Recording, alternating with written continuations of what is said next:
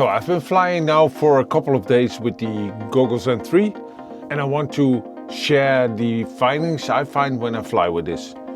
First of all, for reading I need glasses. So normally when you look on the screen of the RC2, for example, or my phone, yeah, I need my glasses.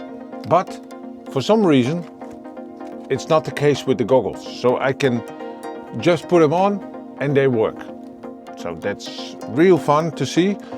Also a bonus. But apparently you can also wear your glasses, of course, when you wear these, but yeah, that's not necessary. So the second thing, what I really find annoying on this thing is this gap here for your nose, for the nose bridge, is very small. I apparently have a big nose bridge and it hurts a little bit.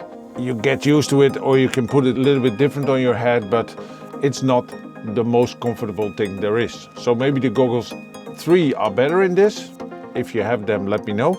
So I did do a lot of flying this week to get better in it, and I want to share you my findings and my progress.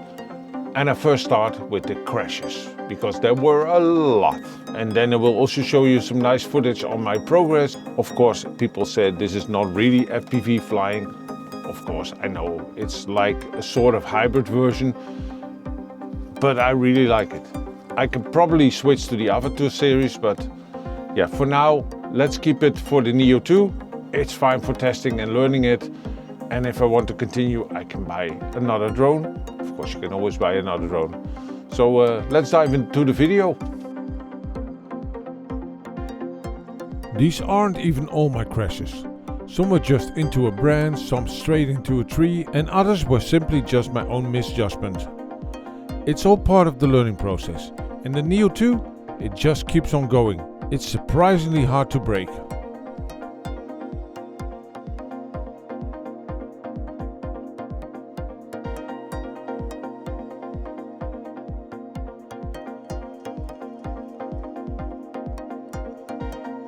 My son brought his RC car.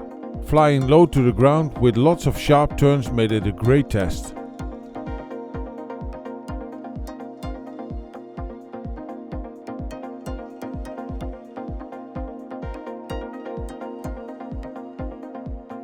Of course, I also had to try skimming the grass, seeing how close I could get without clipping the blades.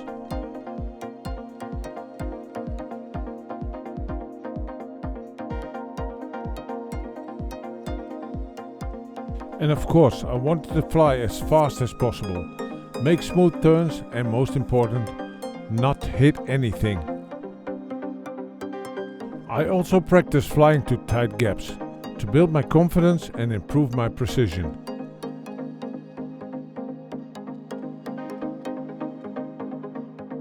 But nothing beats flying to the trees. You never know what's around the next corner, so every flight is different. It really pushes your improvisation skills and teaches you how to recover when things almost go wrong.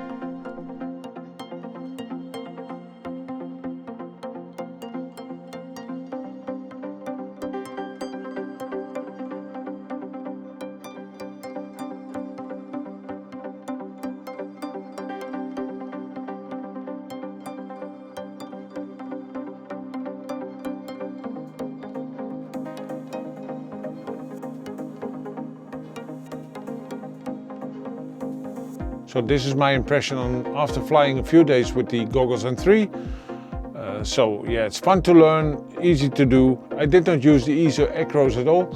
The only one that's interesting to have by hand is the slide, because if you're in a position that you're difficult can come out, you can slide up, down, left or right. And for the rest, it's really nice.